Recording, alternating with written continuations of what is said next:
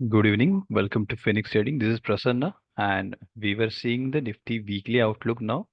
And as you are all seeing, this week has been really good, and Nifty has bounced back from its support.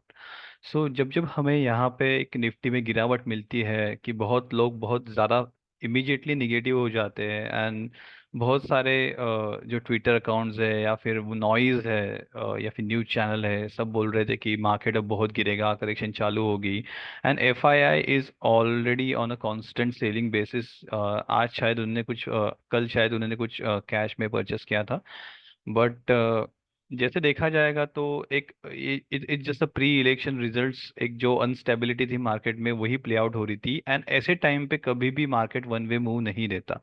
जब कोई uncertain एक चीज आप हमेशा ध्यान रखना कि जब कोई अनसर्टन चीज होती रहती है मार्केट हमेशा एक रेंज बनाता है और वो रेंज के एक्सट्रीम जाके कहीं ना कहीं वहां से रिवर्सल देता है।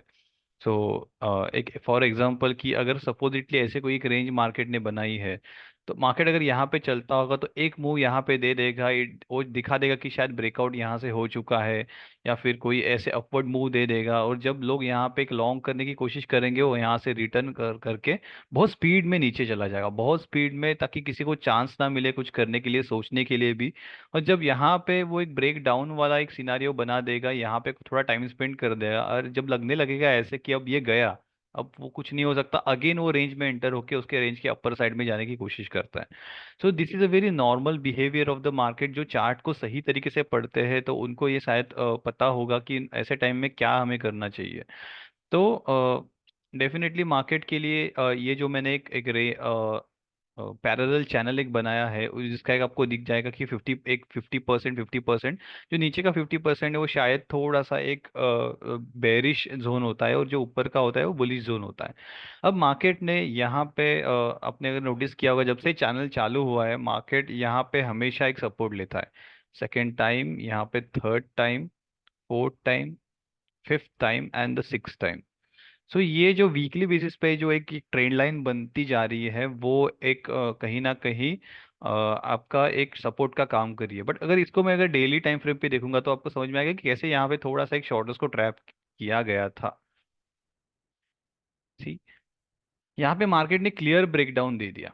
राइट, ये चैनल के नीचे ब्रेकडाउन दे दिया, उसके नीचे क्लोजिंग आ गया, ये क्लोजिंग अब तक आया ही नहीं था बहुत। अगर मैं देखता हूँ तो ये ट्रेंड लाइन के ऊपर ही शायद मार्केट सस्टेन हो रहा था और फर्स्ट टाइम यहाँ पे मार्केट ने क्लोजिंग दी और ये बहुत फास्ट ऊपर से चला आया था नीचे। उसके बाद में यहाँ पे रीटेस्टिंग भी हुई। तो ये जो लोग सोचते हैं कि अब गिरा, अब थोड़ा सा एक बिक वाली आनी चाहिए, ट्रेंड लाइन रीटेस्टिंग का जो लॉजिक होता है वहां पे वो लॉजिक में मार्केट ने रीटेस्ट किया और उसके नीचे क्लोज हो गया। सो यहाँ पे थोड़ा सा एक लोगों को कंफर्मेशन आ गया है कि ये एक टोटल बेरिश कंट्रोल कैंडल बनी और यहाँ पे एक छोटी सी इंसाइडर बार बना है तो अब शायद ये मार्केट यहाँ से सेकेंड डे नीचे चला जाएगा। और मार्केट एक सेकेंड, वो मार्केट दूसरे दिन नीचे चला भी गया था। If you see the low काफी नीचे था। राइट, बट दिन खत्म होते होते लास्ट आधे घंटे में यहाँ पे एक अच्छी बाइंग दिखी और मार्केट ने ग्रीन में क्लोज कर दिया उसे। और सेकेंड डे उसका फॉलो थ्रू आया और market again enter in a this zone. So जो बहुत शॉर्ट टर्म ट्रेडिंग करते हैं, बहुत फ्यूचर ऑप्शंस करते हैं, उनके लिए बहुत तकलीफ वाला ये चीज़ है कि जो ट्रेंड दिखाया जाता है वो नहीं हो रहा है because it's a choppy sideways market. अब आगे क्या? ठीक है, मार्केट को एक प्रॉपर डायरेक्शन फिर से आने के लिए अभी भी मार्केट बेरिश जोन में है कि अगर ये कोई अच्छा खासा एक हमें ऊपर की तरफ क्लोज मिलता है सो 22,600 से लेके 22,800 का जो जोन है, I am talking about short term traders जो स्विंग ट्रेड करते हैं या कुछ ऐसे करते हैं उनके लिए मैं बता रहा हूँ, छोटे छोटे सपोर्ट्स ये है। तो ये अगर मार्केट इसके ऊपर टिक जाता है और 22,600 के आसपास अगर मार्केट का एक सपोर्ट बन जाता है तो इस सपोर्ट से मार्केट एक अच्छा बाउंस देके हमें 23,200 27,400 टारगेट दिखा सकता है। मुझे बहुत ज़्यादा एक्सपेक्टेड था, यही मूव मैंने डिस्कस किया था कि मार्केट ऐसे ऊपर जाएगा फिर से नीचे आएगा, देन इलेक्शन के बाद शायद एक बड़ी बिक वाली आए, अभी नहीं आएगी। तो ये जो मेरा एक प्रेडिक्शन था वो काफी हद तक अब सही आते हुए मुझे नजर आ रहा है कि मुझे लगा था कि शायद ये ब्रेकडाउन हो भी जाएगा बट मार्केट ने फिर से वो जोन में एंटर किया है और शायद हमें एक नया हाई देखने को मिल सकता है in Nifty 50। So let's check now quickly other sectors what they are doing and how my one stock which I have given few days back, एक सेशन में भी दिया था और उसके पहले ग्रुप में भी मैंने व्हाट्सएप पे भी कुछ चार्ट शेयर किए थे, उनकी क्या हालत है हम वो भी देख लेंगे, ठीक है। So let's go to bank Nifty weekly पे जाता हूँ मैं।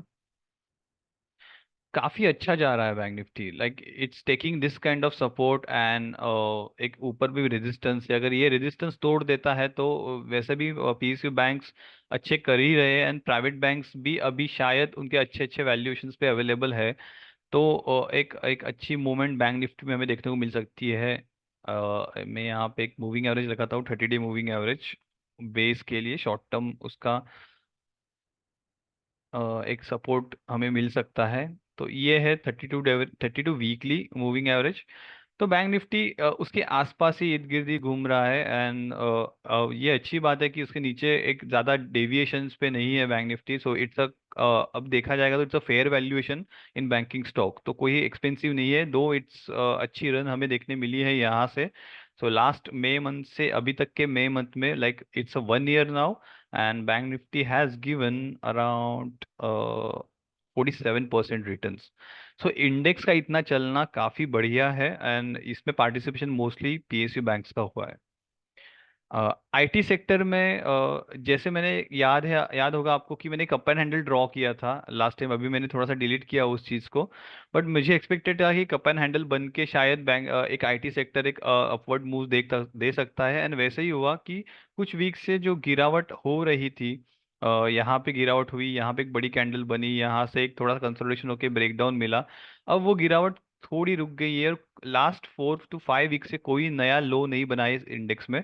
सो इट्स शोइंग दैट मैं ये मेरा फेवरेट पैटर्न है कि अब लो रिस्क सेटअप है, अगर आपको आईटी में स्विंग ट्रेडिंग करना है तो it's a best opportunity now to take a swing trades in IT sector, क्योंकि आपका स्टॉप लॉस बहुत डिफाइन है। अगर इसके नीचे कोई वीकली क्लोजिंग आ जाती है तो यहाँ से मार्केट अगेन एक करेक्शन मोड में जाएगा और टाइम करेक्शन भी हो सकता है वैल्यू करेक्शन भी हो सकता है। सो अब जो एक पोजीशन है इस वीक में बनी हुई है, it's really ideal for me. अगर आपको शॉर्ट टर्म इन्वेस्टर भी हो तो आईटी में इन्वेस्ट करने के लिए this is a fair valuation right now. Only thing मुझे एक अच्छी लगेगी, और अगर इसका ये क्लोजिंग अगर 30 वीक के ऊपर भी आ जाता है तो for a safer side I will wait to close above 30 day moving average, क्योंकि यहाँ पे भी आप देखोगे कि थोड़ा सा करेक्शन आया बट ये कैंडल ने जब उसके वीकली 30 वीकली के अबाउ क्लोजिंग दिया था उसके बाद हमें एक अच्छी रन देखने मिली थी। तो in this case also I will wait to close this IT sector about its 30 weekly averages. So ये था आईटी में। Let's see the auto sector complete उसके 30 वीकली मूविंग एवरेज पे सपोर्ट लेके जा रहा है, जब जब ये वैल्यूएशन उसके पास आ रही है हमें एक अच्छा सपोर्ट देखने मिलता है और एक बाउंस देखने मिलता है। सो ये कंटिन्यू रहेगा क्योंकि अभी भी जो ऑटो स्टॉक्स है वो काफ़ी अच्छा कर रहे हो, it's a really good trending sector. So auto sector के पार्ट जो है वो सेक्टर काफ़ी अच्छा चल रहा है एंड कोई ये सेक्टर में अगर इसके नीचे अगर कोई क्लोजिंग आती है तो ये थोड़ा सा एक साइडवेज चला जाएगा और करेक्शन इसमें चालू हो जाएगा। So keep watch on 30 weekly moving average, it's acting as a good support. Pharma भी काफी अच्छा है, कंसोलिडेशन मोड में है और उसका जो एक 30 वीकली मूविंग एवरेज था वहां पे कंसोलिडेशन किया है, so it's available on a fair value. तो अगर कोई और इसका क्लोजिंग भी ये बार उसके वीकली 30 के ऊपर आया है तो आपका स्टॉप लॉस यहाँ पे भी डिफाइन है, राइट। तो मेरे लिए दिस वीक में आईटी स्टॉक्स अच्छे लग रहे हैं, मुझे फार्मा भी अच्छा लग रहा है। Let's go to metal sector and how technical targets are achieved. यहाँ पे एक एग्जांपल देखने मिल सकता है कि ये मेरा जो टारगेट था दैट टाइम बहुत लोगों को लगा था कि थोड़ा सा एक बहुत ज़्यादा हो जाएगा, इतना कैसे ऊपर जाएगा एंड ऑल। ऑलमोस्ट 50% का मैंने टारगेट दिया था और वो टारगेट अचीव भी हुआ।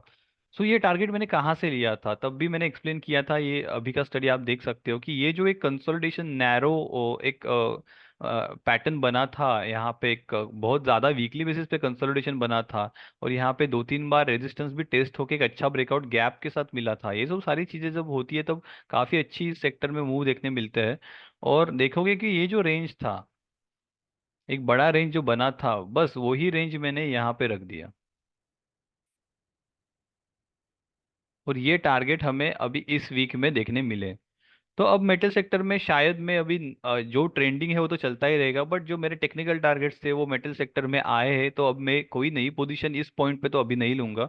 I will avoid this sector for a while. अभी ये ऊपर जाएगा तो भी चलेगा, मैं कंसोलिडेशन का वेट करूंगा। बट ये कंटिन्यू जो ट्रेंडिंग हुए है, so I am not interested to take a fresh position at this point right now. ठीक है, अब शायद यहाँ से थोड़ी बिकवाली आए या फिर एक कंसोलिडेशन भी यहाँ से हमें देखने मिल सकता है। तो लेट्स सी, मेटल सेक्टर में थोड़ा सा साइड में रखते हैं। Yes, now the FMCG sector is looking good. FMCG sector भी ऐसे ही ऊपर चला गया था वन वे, फिर यहाँ से कंसोलिडेशन हुआ, फिर से वो ऊपर गया, फिर से कंसोलिडेशन हुआ, and it is trending above, it is trading above its 30 weekly moving average. और एक इनसाइडर बार इस वीक में बना है, तो अगर इसका जो पहला वीक का जो हाई था, अगर वो हाई का एक हमें ब्रेकआउट यहाँ से मिलता है, तो एफएमसीजी स्टॉक फिर से चलना चालू करेंगे, और काफी अच्छी रन दी है कुछ 4-5 वीक्स में। एफएमसीजी स्टॉक्स ने काफी अच्छी रन दी है। तो मुझे लगता है कि अब थोड़ा एफएमसीजी सेक्टर भी इंटरेस्टिंग रिटर्न दे सकता है। सेफ रिटर्न जो 12-15% के स्विंग ट्रेडिंग में जो रिटर्न्स होते हैं, वो हमें देखने मिल सकते हैं। एनर्जी सेक्टर काफी एक रन दे चुका है और अभी थोड़ा साइडवेज गया है, तो I will not interested into this sector now. अगर एक एक ब्रेकआउट आता है तो मैं देखा जाएगा, बट अभी मैं इतना इंटरेस्टेड नहीं हूँ एनर्जी में, क्योंकि वैल्यूएशंस थोड़े मुझे अभी ज्यादा लग रहे हैं, बहुत बड़ी रन दे चुका है ये। तो मेटल की जैसे इसमें भी एक रन आई थी, और अब ये थोड़ा सा कंसोलिडेशन फेज में चला गया है।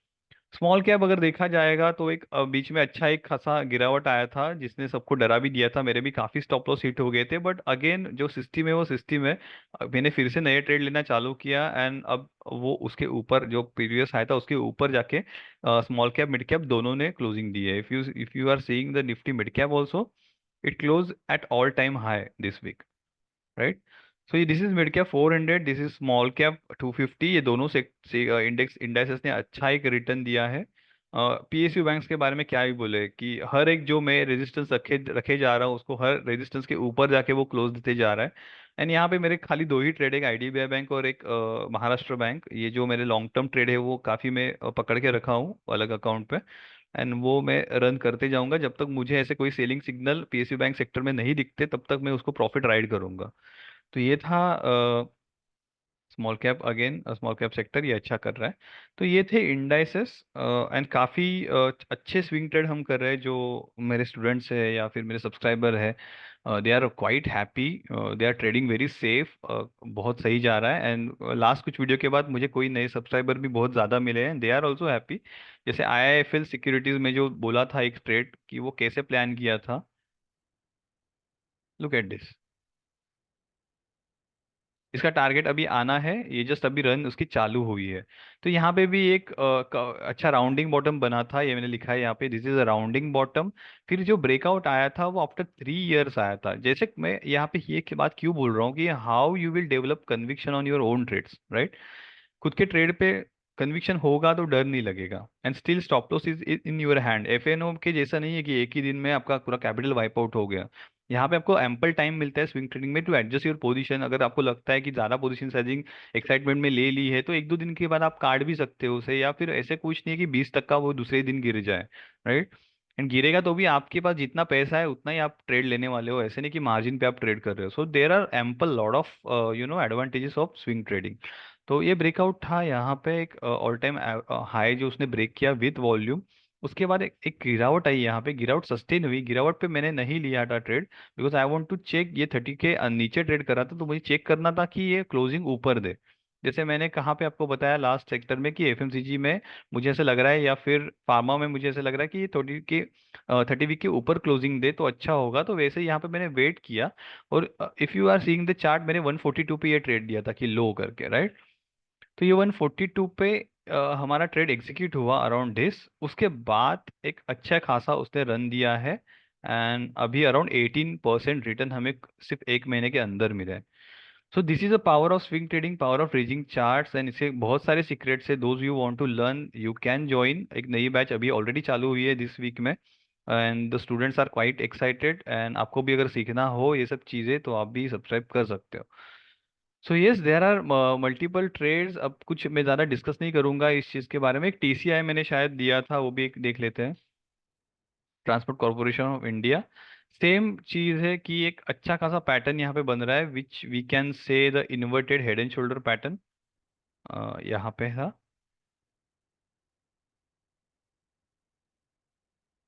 राइट। तो एक पैटर्न यहाँ पे बना है और इसका ब्रेकआउट अभी आने वाला है, अराउंड एज पे है, और ब्रेकआउट ऑलरेडी आके फिर से साइडवेज हो गया है। ये ब्रेकआउट ऑलरेडी आ चुका था, विथ वॉल्यूम ब्रेकआउट आ चुका था।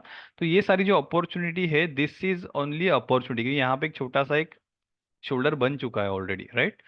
तो ये जो उसके बाद का जो था, वो एक तो एक्साइटेड जो रिटेलर्स थे उनको ट्रैप करने की एक मूव थी। उसके बाद बहुत उसको नीचे लेके गया है। इनके जो स्टॉप लॉस लगे थे, यहाँ पे लगे थे, वो स्टॉप लॉस ने हिट करवाया, एंड अगेन वो उसके एंटर हो गया है आपके जोन में। स्टॉप लॉस लगाना कोई बुरी बात नहीं है, इस अपना कैपिटल वो सस्टेन करने के लिए, रिमेंट रिटेन करने के लिए होता है। तो स्टॉप लॉस दे भी दिया आपने, अगर यहाँ पे आपने कहीं ब्रेकआउट पे बाइंग किया होगा तो उसे फिर से लेना है। जैसे आर्चिड ब्लैक के मैंने लास्ट टाइम भी बताया था, आपको फिर से ट्रेड एंटर करना है, ठीक है। यहाँ पे अगर 16% का स्टॉप लॉस हमने दे चुके हैं, ठीक है, कोई बात नहीं। बट आपको मिलने वाला है अगेन 23-24%। तो जो 16% का स्टॉप लॉस का कर चुका था, वो अगेन आपका एक अपॉर्चुनिटी आपको मिलेगी कि एंटर हो जाए। और अभी दिस टाइम अगर आप ट्रेड लोगे तो आपका स्टॉप लॉस होगा ये। तो आप अभी टाइट स्टॉप लॉस के साथ इसमें काम करोगे, राइट। तो ये जो जो नए ट्रेड लेने हैं उनके लिए तो ये अच्छा है, क्योंकि ऑलरेडी एक बार ट्रैप हो चुका है, तो सेकंड टाइम ट्रैप होने के चांसेस सब कम है। तो ये एक ट्रेड बहुत अच्छा खासा ये वीक में है। तो there are 2 trades I have talk this week. तो बस यही था। अगर कुछ आता है मिड वीक तो मैं आपको अपडेट कर दूंगा। कोई अगर डाउट है आपको ईयरली सब्सक्रिप्शन के बारे में, क्या उसके टर्म्स एंड कंडीशन है वो पूछने हैं, तो ये मेरा नंबर है यहाँ पे, मैं नीचे डिस्क्रिप्शन पे दे चुका हूँ। तो यहाँ पे आप मुझे कांटेक्ट कर सकते हो। तो यस, दैट्स इट। इतना ही था ये वीक के लिए। मिलते हैं next week. Thank you for watching and have a nice week ahead.